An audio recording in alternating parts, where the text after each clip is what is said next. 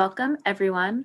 I just want to say up front, if anyone has any questions along the way, please stop me. I'm here to answer them. Okay, so before we jump into boost response rates, we are going to talk a little bit about who SoGoSurvey is. So first of all, we are here to make sure that you get the answers that you need to make informed decisions for your company, for your organization, for your own research needs. And we do that through an experience management platform that has tools ranging from surveys to polls to assessments to an EX system to closed loop dialogue systems. So there's a lot going on there. And we are located in Virginia and India. Okay, so this is me. I'm Kendall Place. I'm an everythingist at SoGoSurvey, and that just means that I do a few different things, but mostly client training, like I'm doing right now, marketing, and account management. So now we're actually to the meat and potatoes of the presentation. Boost response rates is about the best practices to get the answers that you need. So today we'll go over development and design of your project, communication within your project and to your participants, and incentivization. So what you can do to make sure that you have participants and you get answers. So first of all, we have development and design.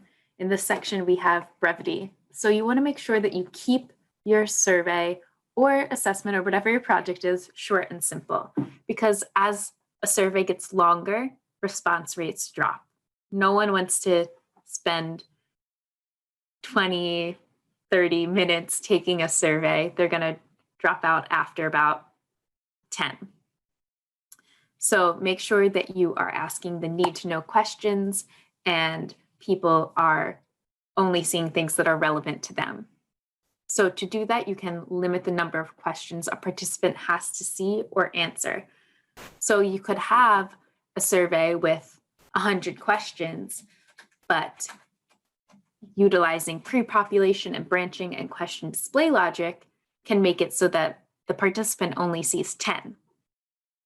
So pre-population is a feature that actually allows you to pre-fill answers for your participant.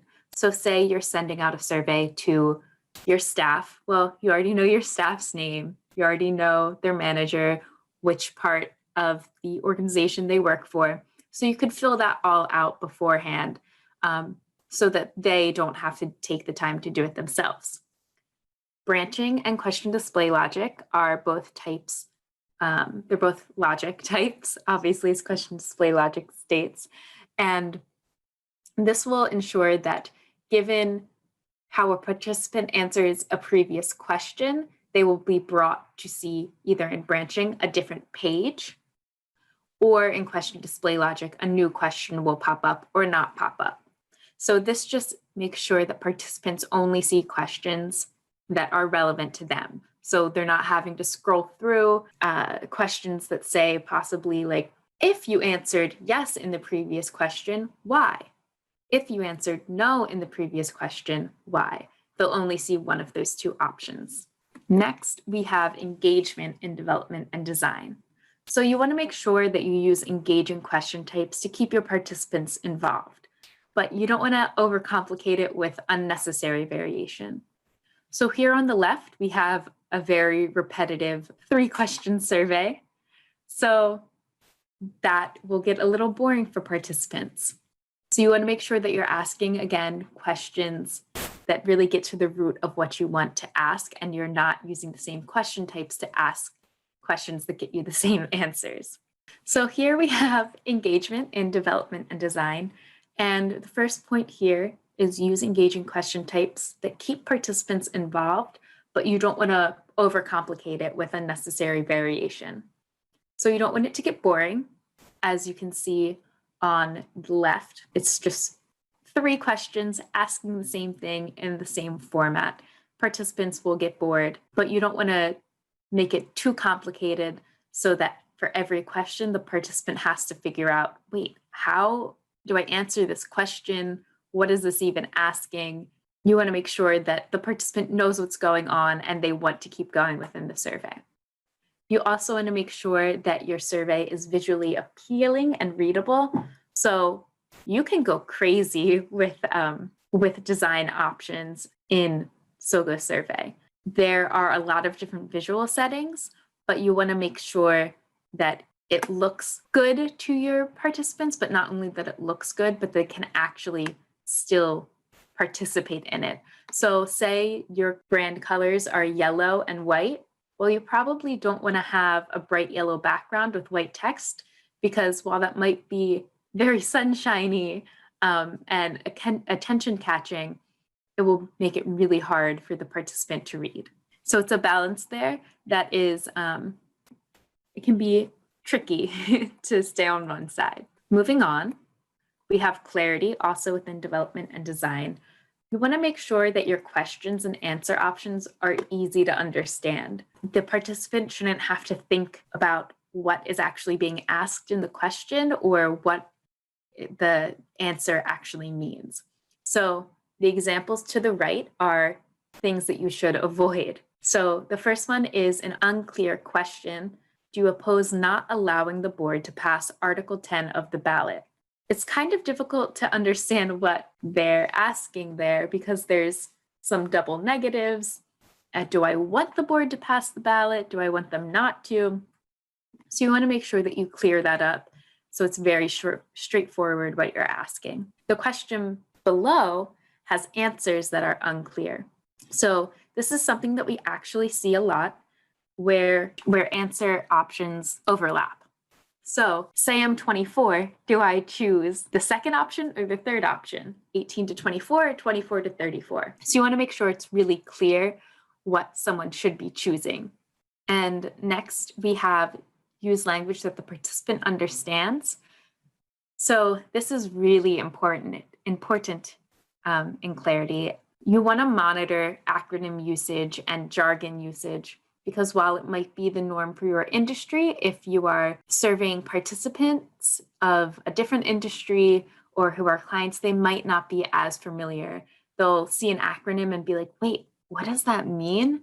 And they might skip the question then, or they might drop out of the survey, or they'll answer, but you'll get data that isn't actually useful because they don't know what the question's asking.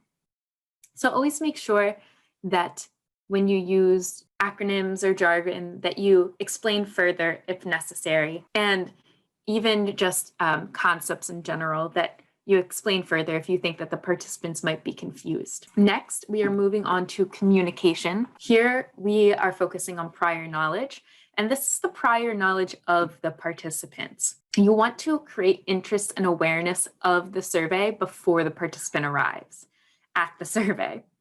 So, and this can be through sending out emails or social media posts, or just letting them know, hey, this is coming to your inbox. That way, the participant isn't taken aback by a random survey invite in their inbox, and they know to look for it, and it's in the back of their mind that it would be arriving. So you want to make sure also that the participant knows the purpose of the survey, how the results will be used, the time frame of it. And sometimes this can't be followed given certain industry standards and certain security and safety reasons and research guidelines. But if you can tell the participant what the survey will be about, what you're collecting data for, how the results will be used, different things about the survey, then they'll be more inclined to finish the survey and take it. They'll feel more of a connection to it. So next in communication, we have distribution. So this is to make sure that your survey actually gets to where it should be and the person knows what it is. So when you're sending out your survey, you want to make sure that you use an appealing email template. You want to make sure that it looks customized to your brand and that when your participants open that email, they know it's from you.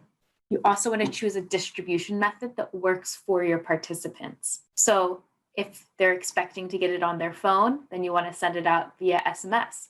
But if they're expecting to get it via email, then you want to send it out via email. You have to know your audience here so that you can send your survey out to participants in a way that they will get it, but not only get it, but want to respond to it.